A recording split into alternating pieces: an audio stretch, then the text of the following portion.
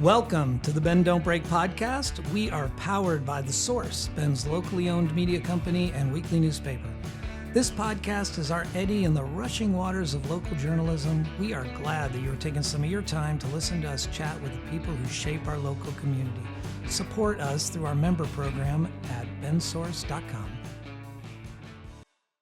Thank you to our presenting sponsor, RE/MAX Key Properties, a family-owned full-service real estate brokerage specializing in residential, luxury, commercial, new construction, and ranch and land properties. Their new state-of-the-art facility at 42 Greenwood Avenue is a modern, collaborative space and the new home of the Bend Don't Break podcast recording studio. I'm Aaron Switzer, publisher of The Source and co-producer of the Bend Don't Break podcast with Megan Burton. We have with us in studio today Keith Sherrill. Did I say that correctly? You did, Keith Sherrill. No. He is an educator, veteran, and small business advocate making an impact here in Central Oregon. At Central Oregon Community College, he leads the Small Business Development Center's Small Business Management Program and has helped bring Strive, a veteran entrepreneurship training program, to the region. A former U.S. Army Ranger and Special Operations Aviator, Keith has carried his commitment to service into entrepreneurship and education. In 2026, he was named a Pat Tillman Scholar in recognition of his leadership and community impact. He is also pursuing a PhD in community college leadership at Mississippi State University with research focused on defining and delivering the American dream. Thanks for being here. Yeah, thanks for having me. Thanks for the introduction. Have people defined the American dream? I didn't know you could dive in and get a degree. Here we go.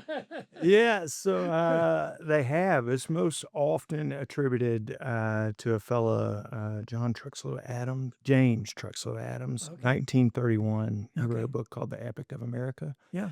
Most of your Google searches, if you ask any kind of AI Yeah. bot or whatever, that's where they'll lead you. But I have a college edition. This was actually a Christmas present. Yeah. The latest print of the Merriam-Webster dictionary at home, Yeah. and it traces it back to 1900. But I'm not Yeah. sure what that source is. And there's been several folks along the way since before and kind of talked around it, Yeah. gave it a very similar definition depending on where you read it. You seem like an easy Christmas present buy. I shouldn't have revealed that. That's like one of those things I thought I'd take to my grave. Right. Oh, Good. Yeah. I got the dictionary. And we're done. Well, what do they, man, I mean, there's a lot to talk about here, but let's stay on the American dream. And you're getting a PhD at Mississippi State Yes, sir. and in the American dream. In community college leadership, Yeah. and particularly, we look at the American dream. How is this relevant to my Yeah. degree path? It's in all of that. What is the Right. value of an education? Okay. And so I don't want to put you on the spot, but can you give the brief version of what people perceive as the American dream?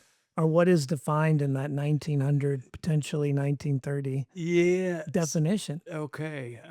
Because I've man. always seen it as you can come to this country, you can rise, and you have the opportunity to rise up, Sure. eventually own your own domicile, Mhm. and have a job that will pay you a retirement. Yeah. No, I mean, How'd I do? you did good. I mean, Okay. so obviously there's a certain, and this is what I'm trying to kind of parse out of this. There's always an individualistic Yeah. identity to this, but in the United States, Mm, it's also in the service of something larger, whether that Okay. be our own democracy, government, or communities. Merriam-Webster, their definition is this ideal of egalitarian, so a society of equals, Okay. and more specifically, and I think this comes in the 1900s, is to do with material prosperity. Yeah. And that's not always, things that you buy. Sometimes it's some of these services that make life a little Yeah. bit easier, and you're able to pursue that. Um, the fellow I mentioned earlier, there are several ways in which he approaches it throughout this book, The Epic of America. But to shorten it, it's security and self-expression. Okay. That can come by way of economic opportunities. Kennedy in A Nation of Immigrants calls it, there is economic opportunity and personal freedom. Yeah. So he parses that, but those all kind of, we're all somewhat talking about the same thing. Yeah. Um, and so I don't know, like I'm still trying to, one of the things that kind of helped me to realize that I could go further, I didn't have to just say the same thing again, Yeah. or maybe use some synonyms. Mm. Uh, in the book Epic of America, there's always this westward expansion, I think is easy for us to understand here in Oregon. Yeah.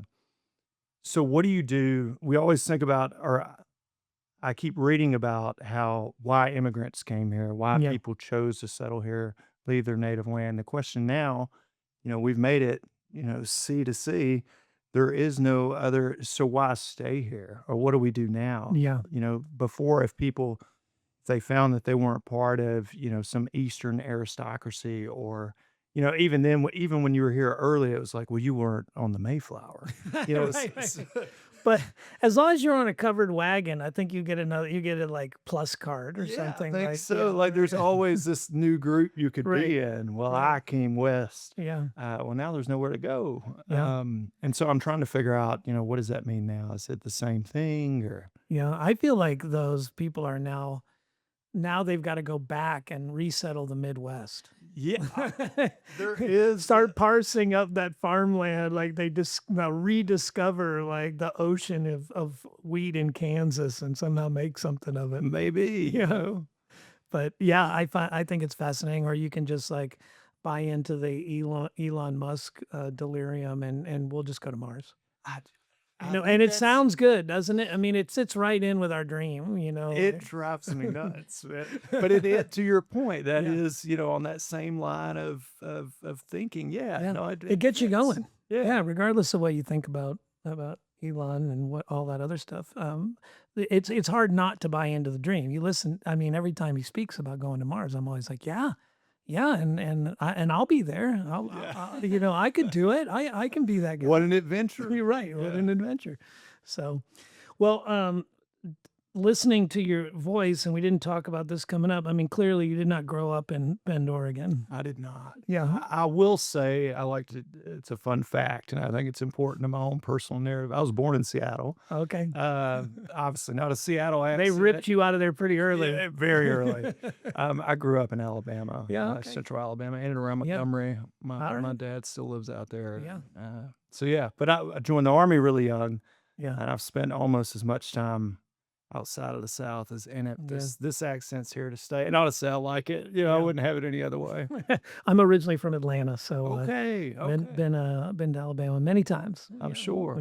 Yep, and now there's a place I could get settled. Yeah. A lot of open space there. Oh, yeah. A lot Yeah, of open everyone's space saying that. right, and that's why everybody's moving there right now. Yeah. So, what made you decide you wanted to go in the military? I mean, where did you get the sense of service? Because it seems to Yeah. be a It's, thread. I don't know that it was beforehand, before Yeah. all that. 9/11 Yeah. happened. So I joined the Army. Did you have family in service? Was it a big part of your upbringing, or was it something that you? It turns out I did, but I didn't hear about it Yeah. until I went looking for it way after the fact, Mhm. that I'd had a uniform on for some time. Yeah, no, it's 9/11 happened. I was a young man looking for adventure. Yeah. It was an adventure. It kind of like selling Yeah. Mars, joining the Army. Where would I go? Who would I fight? What would I Right. defend? Yeah. And so I joined January 28th, 2002. Uh, It was for someone that was still looking for kind of outside indicators of whether or not Mhm. my idea was good.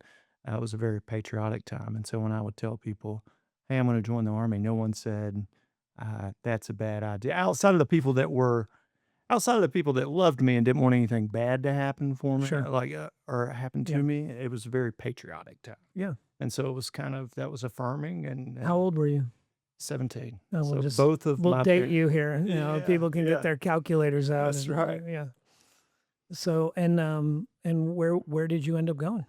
Well, not very far at first. Well, at 17, I hope they didn't send you. Well, that's the thing. It's seen. I went. My first duty station was Fort Benning, Georgia. Okay. So Columbus, not far from Atlanta. Very familiar. So to me, it was super exotic. Like my driver's license was now another state. I got a 706 area code. Yeah. I had a 1 bedroom apartment, with like a lazy boy. Yeah. So I'm like, I might have been 19 with a lazy Yeah. boy, but I felt like I'd We arrived. were in it. Yeah, American dream. that's right. Yeah, that's right. So you could see how creative I Yeah. was. And just by virtue of the time, I spent a lot of time at war. The first 5 years. So in that first stint at Fort Benning, that first duty Mhm. station, I went to Iraq 3 times and Afghanistan twice. So I was in the Ranger Regiment Yeah. my entire time there. Yeah. And so quick turns. I was there 5 years, 5 deployments. They weren't year-long deployments. It's 3 to 5 months, and most often 3. Uh, excuse my ignorance, but 5 tours, is that on the high side, average? Well, Seems high. it seemed high then. I've ended up with 9. Wow. And that seems very high. But you can run into people that had done Yeah. that many. It doesn't happen often, but they're out there. Right. And so I left. I thought I was going to get out, and certainly felt like I had fought the war. I had Yeah. been to both locations, had seen it more than once, and I kind of grew up along the way at other leadership positions. So it Yeah. was not rinse and repeat. I Yeah. kind of wondered, like, I have all the experiences I need here. And I put in a flight packet. There were some other things I was kind of poking around with, but it ended up as I put in an application to be a helicopter pilot. Yeah. And I really didn't think. And that was after the tours? Yeah. So it was at the point where I could seriously look at, okay, now let's start thinking about transition out in terms of years of Does service. becoming a helicopter pilot transition you out or transition you back in? Yeah, kind of both. I wouldn't see that as an exit door. Well, it wasn't, and so Yeah. it was like exit or. Yeah, okay. No, that was the opposite of an exit Right. strategy. But just for conversation here, I was accepted. All of a sudden, I'm at a schoolhouse, Yeah. and so that very much, I spent almost 2 years just like Yeah. going to classes and learning Right. new things. And so I think over time, I might have kind of forgotten I was in the Army, Right. or I was still. It was just a different vibe, and I was an officer at this point, and so that's a different life altogether. And in some respects, I shouldn't say altogether, it was different than what Yeah. I had experienced Sure. before.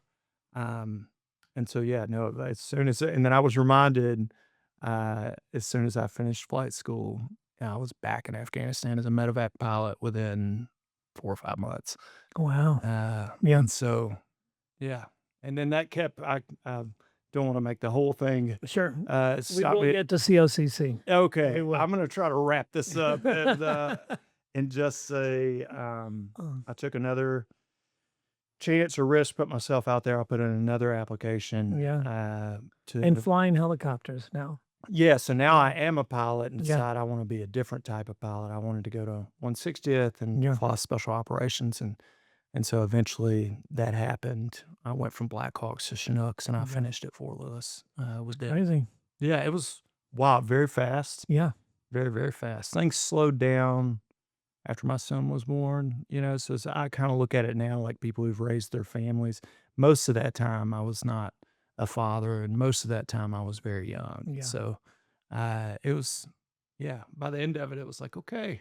we Yeah, did but it. you We weren't did it. you weren't sitting still. No, I I didn't. mean, No, I did. it doesn't sound like there was a lot of contemplation going on as much as it was like, where's the next education opportunity? We're Yeah. changing, we're going up. So I mean, Chinooks, I mean, those are serious machines.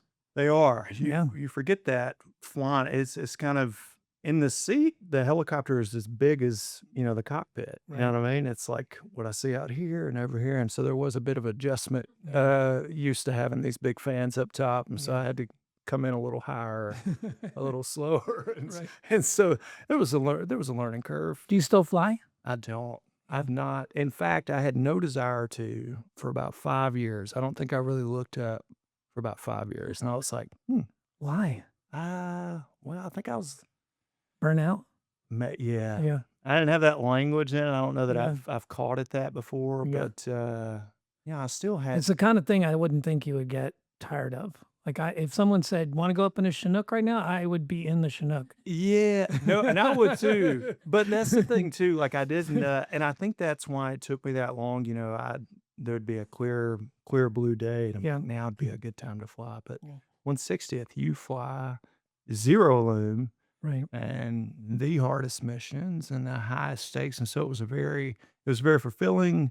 I was, I really I cherished that time, but it was super hard, man. Right. Yeah. I'm sure. So Yeah. at the end, I think, man, I was like, I could do less, or I still wanted to do something important, but maybe Yeah. not so existential, or Yeah. you know, Yeah. Existential's a good word for it. Did you? And so you're out now. From there, did you leave the army? I did. I got I didn't have a clue what I was going to do. I'd gotten a fellowship in That must Seattle. have been new for you because it doesn't seem like prior to that you were having Man, it any just problems. worked. Yeah, I had a lot of like good luck, good timing, Right. and and to be honest, I really didn't think things through as much as I do. Kind of a bummer now. I feel like I overthink some of these things. So, because in hindsight, those were ultimately good choices. Yeah. But I don't know if I sat with them for too long Yeah. these days. I don't know what it would look like. But I think we were all a lot more fun when we were younger. I know, man. That was quicker to the blocks. For sure. Why there's this like phrase of like youth is wasted, it's wasted on the young. Like, I don't know, man. I I think know. that's a Yeah. good fit. No, I know what you mean by the decision making thing. I've often thought the same thing. Like now you just wring your hands a little more. You want to think it through. You want to be sure. Whereas I didn't have any problem jumping from thing to thing, and it went well. I can say those were good choices. So I don't know why I started doubting myself. I should have just kept firing for another decade or something. Yeah. But it is what it is. So, well, what brought you to Bend? How did you navigate to here? Because you're at that point, you're still based out of the South. Were you still? Yeah. So Yeah. I had, between then and now, I picked everything up, moved south, decided I was going to open a business I knew nothing about, and a subject I also knew nothing about. And along the way, I got an MBA. I built this business, had some really good times, had some really tough times. Then at the end of that, I had this other, I guess we'll stay on. I really don't want to call it burnout, but I want to say there was a reflection, and there was an opportunity to reflect. Right. And so, Even though it was during a period of complete exhaustion. yeah, That's generally burnout. again, it was burnout enough to like Yeah. maybe make that next decision. I don't know. And so I moved around quite a bit, very short snippets. Yeah. I even went abroad. We lived in Costa Rica and Mexico for nearly a year. And then at some point, I was like, I learned that I'm a little bit lame in the sense that I'm super American. Like I wanted to come back home. Yeah. I had a great time. I picked up some language skills. I tried to really experience what I was doing, and I enjoyed that for what it was. And then ultimately, I was like, I gotta go. I gotta go back home. Right. I gotta do the things everyone does. I'm missing the American dream. I It's still there, I was. Yeah, thanks for that. And so when we came back, it was like, where are we gonna go? One of our best chapters, in life. My wife and I. My son was born in Tacoma, Mhm. and so we have this kind of Northwest theme in the family. And it's like, things are nice out west. Yeah. And so we loaded our wagon. I had stuff in storage. I did. I kept this old Land Rover I drove here. It's not that old, but it's not new either. I'd kept this one car. I kept enough stuff that if I did come home sooner than I thought, or if there was something else I was going to chase, I kept enough stuff that it wouldn't be depressing Yeah. for me and my kids. We would have a car. Everyone would have a bed. And there'd be enough things on the shelf that we Right. didn't look like we were moving already. Right. And so all our stuff was in New York, and then we drove west. I was going to go to Mm. Washington Yeah. at some point, and we kind of remember that the weather's a little better on this side of the mountains. I Yeah. had read about Bend over the years and knew people that had come out here. I had not. I'd flown over here, Yeah. just by where I was stationed previously, but Mhm. so that was it. I pulled into Yeah. town with all of my things, No job. no job, nowhere to live, but But you had stuff on the shelves. I I did. mean, that's We had stuff. important. So now I'm gonna sound You irresponsible. felt home like you were home. Suddenly, America seemed a lot easier Right. after like navigating Costa Rica Right. and Mexico. It's like I Yeah. could figure this out, Right. and I did. I had we'll call them blessings, good luck, Yeah. whatever. I got a job pretty quickly and found a place to live pretty quickly, and Yeah. just worked out. Yeah. How did you, what was the path to COCC? So, man, should I tell this story? I won't tell this story. I think at this point I was very pragmatic, right? Like I came outside of how all this sounds about me loading income. And once I got here, things got pretty pragmatic. I was Yeah. like, okay, I got this much cash. We could stay here. I knew I needed to find a job, find a house in this time frame. Yeah. And so I walked into the unemployment office here, like with my kids, kind of like an Aaron Brockovich situation. I'm like, look, man, I need a job. And there were some of the kindest people, like honestly, like Yeah. took care of my kids, gave them like crayons, and like instantly, I didn't really realize that I was worried that things might not work the way I wanted them Yeah. to. But I think very quickly, I think I was just by being so like appreciative of like instant kindness. I was like, oh, I might be a little worried, and then comma, I might be in the right place, Yeah. and yeah, that was Funny the that you job. got that at the unemployment office. I mean, I know. shout out if they're listening. to the Yeah, work unemployment office. source, I Right. should say, work source bid. Yeah. Yeah. Right. They looked at my resume. I took a test to see what I might be a good fit for, and then came back like education, Yeah. the college.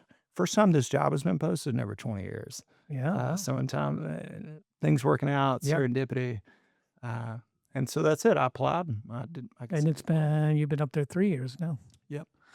When you wake up in the morning, what greets you when you get to the office? What are you going to be working on? Oh man. Well, unfortunately, right now the college is moving around quite a bit, so I'm a bit of a nomad. Well, I have two programs that are going to kick off in the fall. Yeah. And so right now it's recruiting for that and getting used to. What are the programs? One is called Strive.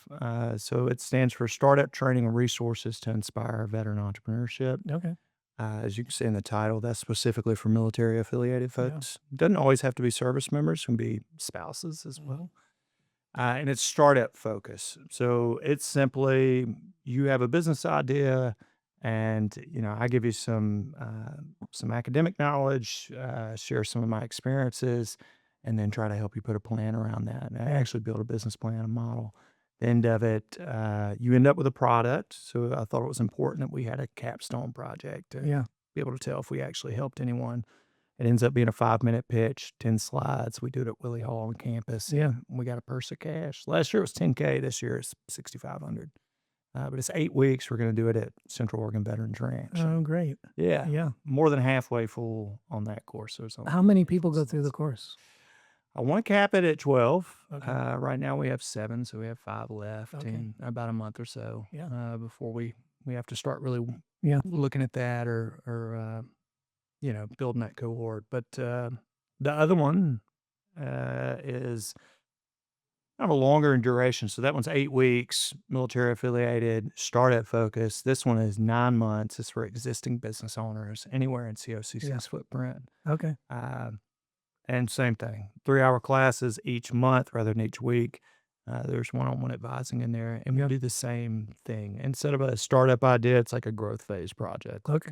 What's the thing you want to work on now? Or And are these people who already have a business, or are these people who are just preparing to jump? No, these are people that have them. Okay. Sometimes they're folks that have been in business for 20 years, Okay. or 30 even. Yeah. Head counts from solopreneurs to 80 plus people. Yeah.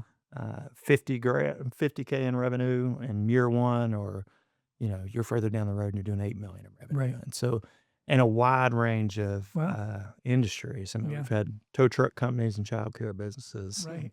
And so for me, it's incredibly fulfilling. And it as much as I hope I have at least that much to give, it keeps me sharp on Yeah. what's happening. I'm curious when you're working I don't think that people who have not been in combat or are veterans. When you're doing these business classes and you're working with them, what are you working with? I mean, what is the I mean, I imagine it's a wide spectrum, of course, Yeah. but, you gotta be a real inspiration to those folks. Man, I hope so. Yeah. I hope so. You don't have to say that. I Well, said it, it but would it wouldn't be for a lack of try. I mean, honestly, like that, I yeah, do hope that it's not dry. right, That I'm not exactly like the last person you ran into. You know what I mean? I want to be a good use of right, people's time. yeah, I don't talk an awful lot about my service, just as like a main part of the. I do mhm, and strive because yeah. it's fitting. Like it would be weird not to. Um, It would. you know what I mean? Like I mean, I'm talking about it more in Yeah, one-on-one advising because I'm realizing that there are some things. So the course essentially, I use some more business framework, the business model canvas, which yeah, is taught in business schools. I've learned it on more than one occasion and used it. And so I try to use that language because that's good banking language. That's good partner and supplier language. So you need to know those terms and words. But I bring a lot of military I talk it's kind of one year, I felt like I'd overdone it. I was talking a lot about, like, Ranger fire teams. I'm talking about, like, Alpha and Bravo leaders and, like, who your managers are. Like, you gotta look out you gotta be looking for the next idea and what your customer's saying, and you also gotta keep eye on what's behind you. So, at some point, there was a small contingent of people in Bend that were like I would get the question like, "Tell me what the Bravo team leader does again." I'm like, "I just meant, like, your back of house manager." But I would go home, I'd tell my wife, I'm like, "This was so surreal that even." And right, so and the truth is it fit. Like, what yeah. I was saying, Well, it it's was it's a common language. I mean, yeah. that's I mean, that I think that's what's so cool about you doing that kind of program is nobody I can't speak that language. I'd be talking non educational nonsense. I'm not gonna draw the attack diagram as their business enters the Yeah. fray and, Yeah. which is really not a bad way to look at it. I think it keeps people I hope it's at least as much helpful, but I think it certainly keeps people engaged. Yeah, Like, not to say an education is entertainment, but you do have to keep people's attention, sure. and you need to I'd hope that I have something to offer in that program that you can't get anywhere Yeah. else, and that's why you should come. But, yeah, no, I did it with 160 too, like, time bound. Like, we come with these things of, we have these I have to keep people somewhat accountable, particularly when they ask for it. I'm Yeah. like, "Hey, did you do the thing?" And so I end up, 1/60th is built on plus or minus 30 seconds. And so everything's time. And so I can hear myself sometimes like, it has to be time bound. Like every target has to be, how else are we going to plan this thing? Right, right. And so I was talking about deliberate versus time sensitive targets. And so Yeah. I say all that, one, to be a little bit funny, but secondly, like, it's just, if the question ever came, like, "Why do you do this?" Like, that's a really fulfilling thing for me Sure. because that's a whole part of my life that I don't otherwise get to use, Right. and so to be able to bring that to light Yeah. or help someone in some other endeavor, it's Right. like, this is okay. I think for folks, especially if they're at the point where they're stable enough in their own life that they're now going to try to get that American dream. Yeah. They're gonna create a business. Yes. They're going to add more income for themselves and for the community, whatever the business is. But they're adding. They're not Mhm. surviving, and Yeah. so um, I think having somebody in that realm who can speak to that, I don't think that's common, or I don't think that's something you can just reach out and go, "Hey, let's get another Keith in here. Keith has gone off the rails with Yeah. his attack language. We need Keith too." Yeah, yeah. I think no, that's what they're looking for, and that's what they probably understand. Yeah. So kudos to you for finding that. Appreciate it. Yeah. Again, it's And I know Kovo luck. does great work. I've been out to I live in Tumalo. Their farm Okay, is yeah. down the road, and we had somebody from there talk about. I was talking to the executive director from a while ago, and I remember she was talking about.